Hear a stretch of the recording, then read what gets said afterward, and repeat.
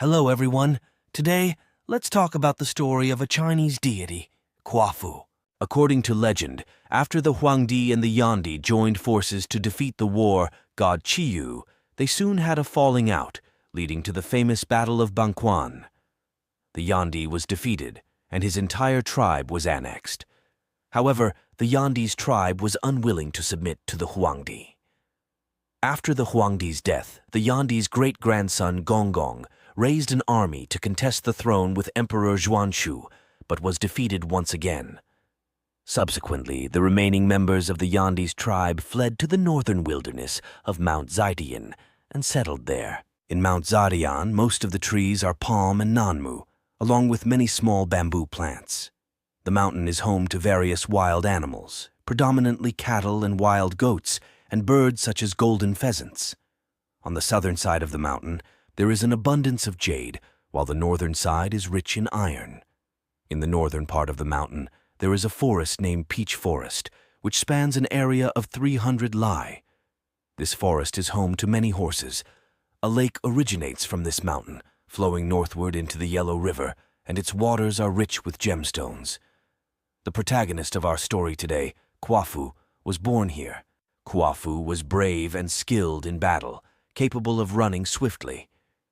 He was a descendant of the Yandi, the great-grandson of the great god Gonggong, the grandson of the underworld deity Hutu, the nephew of the time god Yeming, and the son of Xin. He was the last Yandi in the era of Chinese mythology. Kuafu was a giant with long red hair and a red beard that gave him a rugged appearance. He often wielded a divine staff, with 2 yellow snakes hanging from his ears like earrings, and 2 green snakes coiled around his arms like bracelets. When Kuafu became the Yandi, it was already late in the reign of Yaodi. At that time, Yaodi had been imprisoned by Shundi in Pingyang.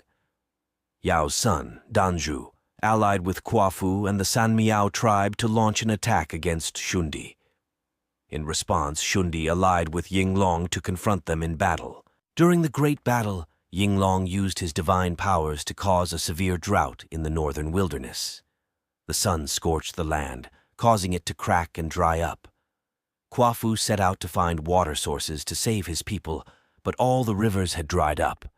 Seeing his people collapse one by one from lack of water, Kuafu became extremely angry. He mistakenly believed that the drought was caused by the sun deity, Jinwu. Thus he began to chase the sun, intending to capture it to relieve the drought in the northern wilderness.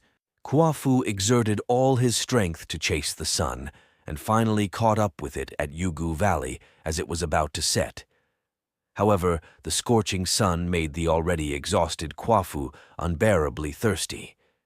He headed towards the Yellow River to drink, but due to Yinglong's spell, the Yellow River had almost dried up. Kuafu drank it dry in one gulp. He then rushed to the Wei River, but it too was nearly dry because of Yinglong's magic, and Kuafu drank it dry as well. Still desperately thirsty, Kuafu intended to head to the great northern marsh to quench his thirst. However, fatigue and thirst finally overcame him, and Kuafu collapsed on his way to the marsh. Before his death, Kuafu used his last divine power to transform his staff into a vast peach forest that stretched for thousands of miles.